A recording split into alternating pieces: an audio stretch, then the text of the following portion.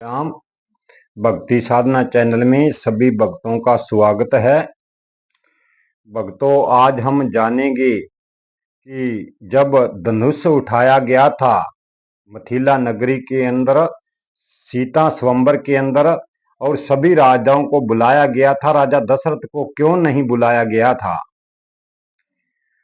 भक्तों, आज की वीडियो में हम यही जानेंगे। अच्छी तरह वीडियो देखिए और समझिए कि राजा दशरथ के निमंत्रण क्यों नहीं दिया गया था। भक्तों, मिथिला नगरी के अंदर एक सती नर्मदा रहती थी। उसका पति अंधा था और कोढ़ी था।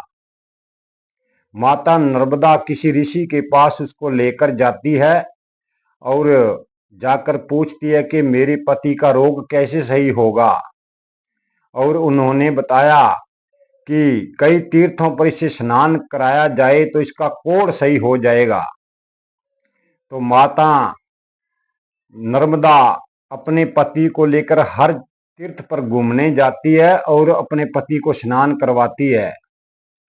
एक दिन वो मिथिला नगरी के पास में अयोध्या नगरी से होकर जा रही थी सरयू नदी के पर स्नान करवाने। तो वहां पर मांडव्य ऋषि तप कर रहे थे और अपने पति को लेकर पहाड़ी से ऊपर से जब गुजरी और उसके पति का पैर फिसल गया और जाकर वो ऋषि के अंदर टकराया और ऋषि की तपस्या भंग हो गई। जब ऋषि की तपस्या भंग हो गई तो ऋषि को क्रोध आया और ऋषि ने श्राप दे दिया, जिसने मेरी तपस्या भंग की है सूरज उगते ही उसकी मृत्यु हो जाएगी। भक्तों, ये सुनकर माता नर्मदा को बहुत दुख हुआ और वो ऋषि के चरणों में गिर पड़ी और क्षमा याचना करने लगी कि मेरे पति को कुछ दिखाई नहीं दिया, इसके कारण आपके अंदर आन भिड़ा और हे गुरुदेव इसे क्षमा करो। पर ऋषि ने कहा मेरा वचन अटल है, जो मुंह से मेरी वाणी निकली, श्राप निकला, वो पूर्ण होगा। तो बार बार निवेदन करने पर ऋषि नहीं माने और कहने लगे कि मेरा श्राप मैं वापस नहीं लूंगा। तो माता ने वहां पर प्रतिज्ञा की। माता नर्मदा ऋषि से कहने लगी चलो अच्छा है, आपने तो श्राप दे दिया है, पर मैं भी प्रतिव्रता हूं, मैं सूरज उगने नहीं दूंगी। और अपने पति का सिर अपनी गोद के अंदर रखा और सूर्य को आदेश दिया कि जब तक मैं आदेश ना दूं तो आप उगना मत।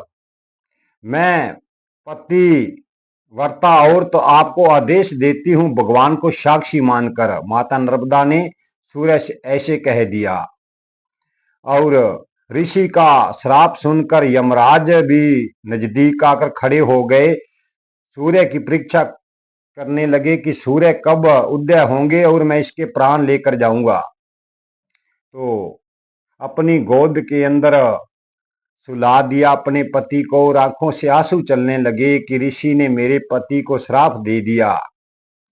भक्तों, पति वर्ता नारी के अंदर इतनी शक्ति होती है कि वो पूरे ब्रह्मांड को उल्ट पुलट करने की शक्ति उसमें होती है, वो चाहे कुछ भी कर सकती है। तो सूर्य उगा ही नहीं और सब देवताओं में हलचल मच गई कि आज सूर्य उदय नहीं हुआ।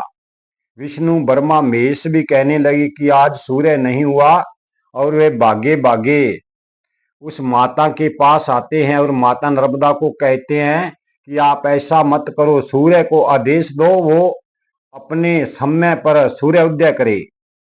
पर उन्होंने कहा नहीं, मैं अपने पति के बगैर नहीं रह सकती, मैं अपने पति को मृत्यु में नहीं देख सकती। और फिर देवताओं ने माता अनसुईया को लाया गया कि आप ही जाकर माता नर्मदा को मनाओ, नहीं तो इस संसार की बड़ी हानि हो जाएगी। और माता अनसुईया ने आकर माता नर्मदा से कहा कि आप सूर्य को आदेश दें, पर वो नहीं मानी। कहने लगी मैं अपने पति के बगैर नहीं रह सकती। और विचार करके माता अनसुईया उनको कहने लगी कि कच्चे घड़े और कच्चे सूत से कोई कुएं में से पानी निकालकर पतिव्रता नारी आपके पति को स्नान कराएगी। उसके कारण आपका पति जिंदा हो जाएगा। आप डरो मत, आप सूर्य को आदेश दो। जैसे ही माता नर्मदा ने सूर्य को आदेश दिया और सूर्य उग गया और उसके पति की मृत्यु हो गई। और जो आगे पीछे राजाए थे सभी के अंदर ऐसे कहा गया कि पतिव्रता नारी आए और कुएं में से पानी निकालकर इसको स्नान किया जाए। पर राजा जनक ने सभी और संदेशा भेजा, पर राजा दशरथ को नहीं भेजा। जब राजा दशरथ को संदेशा नहीं भेजा, माता कौशल्या को पता लगता है और वह जाने लगी। और उनके कमरे को सजाने वाली दासी और जो उनके घर के अंदर झाड़ू पोछा लगाती थी, वो माता कौशल्या की सहेली बनी हुई थी। माता कौशल्या से पूछा कि आप महारानी कहाँ जा रही हो? और माता कौशल्या ने बताया कि मैं कुएं में से पानी निकालूंगी कच्चे धागे से और उसके पति को स्नान करके जिंदा करूंगी। तो उस दासी सहेली ने कहा कि महारानी आपको जाने की आवश्यकता नहीं, ये काम तो मैं कर दूंगी, ये तो एक बहुत छोटा सा काम है। तो माता कौशल्या ने कहा जा फिर करके आ। और वो दासी आती है और कच्चे तागे से, कच्चे बर्तन से उस कुएं में से पानी निकालकर जब उसको स्नान करवाया तो माता नर्मदा का पति जिंदा हो गया और उसका कोढ़ भी मिट गया और आंखों की रोशनी भी आ गई।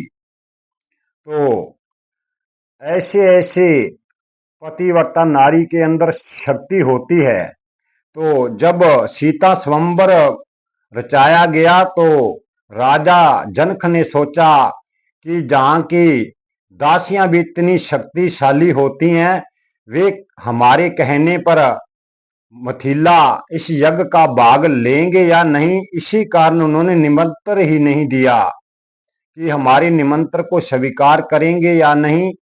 इसमें उन्होंने सोचा हमें निमंत्रण ही ना दें। भक्तों, इसी कारण निमंत्रण नहीं दिया गया था। भक्तों, जो भी नारी होती है उसके अंदर इतनी पावर होती है कि वो अपने पति की अच्छी तरह सेवा करे, उनका कहना माने, उनकी आज्ञा का पालन करे। तो नारी का जो भगवान होता है वो पति ही भगवान होता है। भक्तों, आज की वीडियो हम यहीं समाप्त करते हैं। जीवन रहा तो कल की वीडियो में फिर मिलेंगे। वीडियो को शेयर, लाइक और सब्सक्राइब कर देना। जय सीताराम।